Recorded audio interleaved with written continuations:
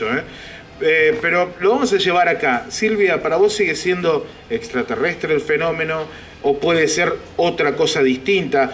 Ahora has estado más en contacto, por ejemplo, con puntos de vista como el de Néstor Berlanda, sabés que hay toda una movida que por ahí, bueno, has hablado mucho con Jacques Vallée, te he visto que has charlado mucho con Juanjo Benítez, ¿no? O sea, te manejás con personas que tienen puntos de vista muy dispares muchas veces y que, bueno, la idea sobre lo que sucede puede ir cambiando. ¿Cuál es tu idea el 23 de abril del año 2020 respecto al fenómeno?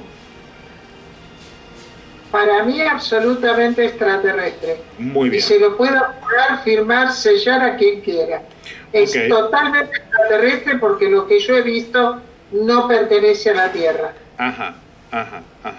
Y si tuvieras que definir, vos decís extraterrestre, por ejemplo, que viene de otro planeta, literalmente.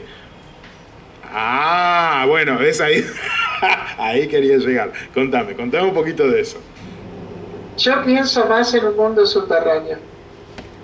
Fíjate, conecta con otra de las preguntas por acá, porque María Rochi pregunta, ¿cree Silvia que existe un mundo intraterreno?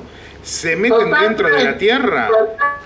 Mirá, Fernando, si yo tengo que ser objetiva con todo lo que he visto, yo no puedo pensar en otra cosa que hay un mundo subterráneo. Muy bien, ¿y por qué es eso? Por todo lo que he visto. O sea, todo lo que yo veo sale de abajo, vuela y se vuelve a meter abajo. O sea que evidentemente hay un mundo subterráneo. Yo no tengo ninguna duda de eso.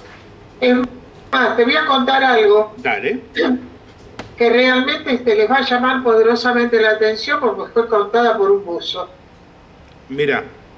Cuando se estaba construyendo el puente Rosario Victoria, vinieron, contrataron las dragas holandesas, que yo te puedo asegurar era haber traído un pueblo entero al medio del metro. Así que vos date una idea de lo que era esa draga. Wow. Una de esas dragas se partió y cayó al agua. Los buzos que estaban contratados eran dos.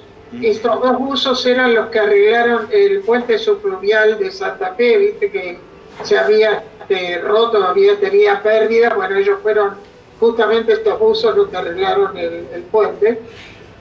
Y un día viene a mi programa de radio, de eso que vos hablabas, y me dijo, ay señora Silvia, yo le tengo que contar algo. Le digo, ¿qué pasó? Yo esta mañana, porque yo tenía el programa al mediodía, yo esta mañana bajé al río para ver si podíamos enganchar la pata que se había roto.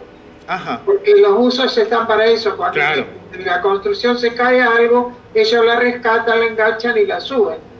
Bueno, lo primero de todo es que la pata desapareció, nunca más apareció, desapareció. Wow. Dice que cuando estaban abajo, los dos buzos, vieron una iluminación. Entonces le dije, ¿cómo pueden ver iluminación si el río está oscuro? No, nosotros tenemos elementos que podemos ver el agua perfectamente bien bajo el río.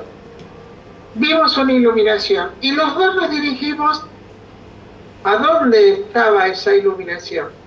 Sí, una iluminación bajo el agua, los buzos de pronto la notan y comienzan a dirigirse hacia ese lugar. Exacto.